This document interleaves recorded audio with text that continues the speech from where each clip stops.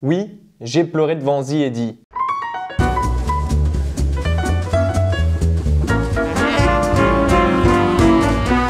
The Eddy, c'est le dernier projet de Damien Chazelle, réalisateur de Whiplash, de La La Land mais aussi de First Man, et c'est une mini-série de 8 épisodes qui débarque en exclusivité sur Netflix. Elliot, grand pianiste de New York pour qui tout réussissait, vient à Paris pour ouvrir avec son meilleur ami un club de jazz. Mais malheureusement, il ne rencontre pas le même succès et ce club fait rapidement face à de nombreux problèmes. Lui s'occupe de l'organisation et du groupe de musique, tandis que son ami Farid s'occupe de la paperasse et des affaires du club, jusqu'à ce qu'un jour il se fasse assassiner. Elliot découvre alors que son partenaire lui a laissé un club criblé de dettes. Dans le même temps, Elliot va devoir surmonter la mort de son meilleur ami, essayer de relancer un club qui ne fonctionne pas, mais aussi être présent pour son groupe ainsi que pour sa fille qui fait face à des problèmes de drogue et refuse d'aller en cours. Et ce que j'ai vraiment bien aimé avec The Eddy, c'est que c'est simple. Le scénario respire le naturel et on y croit. Et c'est ce qui fait qu'on s'attache facilement à ses personnages, à Eddy, au club, mais aussi aux problèmes auxquels il fait face. Un peu comme si, à notre tour, on se sentait responsable. La série se déroule entièrement à Paris et nous propose une ville différente de ce qu'on a l'habitude de le voir dépeint dans les films et les séries. C'est donc un Paris plus réel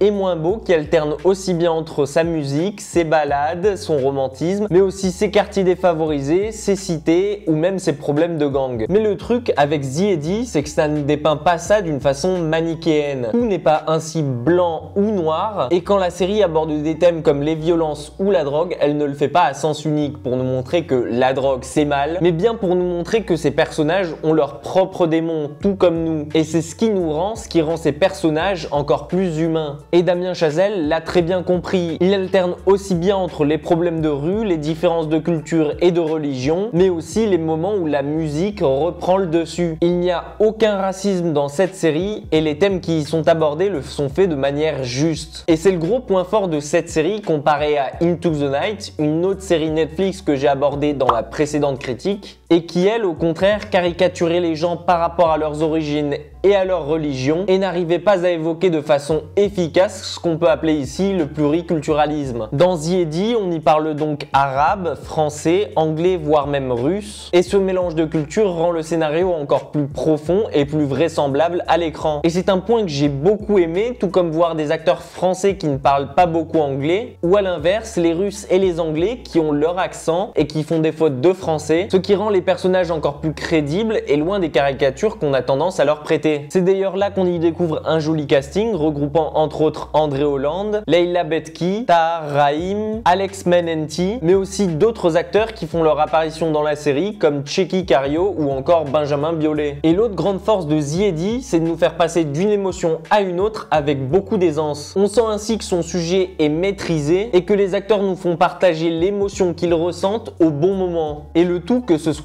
avec ou sans musique. D'ailleurs, cette musique qui est présente tout au long de la série et qui est l'un des points les plus importants, tant elle arrive autant à nous mettre dans un bon mood qu'à nous faire pleurer. Et je sais que c'est con à dire, mais parfois, le temps d'une scène, on est habité par la musique et on a envie, comme les personnages à l'écran, de nous mettre à danser. Le jazz nous accompagne et nous transmet ainsi plein d'émotions. En 8 épisodes d'1 heure chacun, j'ai autant eu la pêche que j'ai pleuré de joie ou que j'ai été triste. Et le tout, parfois dans un seul et même épisode. Et Dieu sait que c'est compliqué pour une série de transmettre autant d'émotions en une seule fois et dès sa première saison. Et ça, c'est une chose que Damien Chazelle a très bien compris grâce à la musique dans ses créations pour qui elle a toujours été présente. Le jazz dans ses créations a toujours eu une place très importante et The Eddy marque ainsi le retour aux sources pour Damien Chazelle vers des films comme Whiplash ou encore son tout premier film Guy and Madeline on a Park Bench après son très réussi First Man. Et je ne peux que vous conseiller de vous laisser emporter par l'histoire très prenante de cette nouvelle mini-série. Voilà ce que j'avais à dire concernant The Eddy.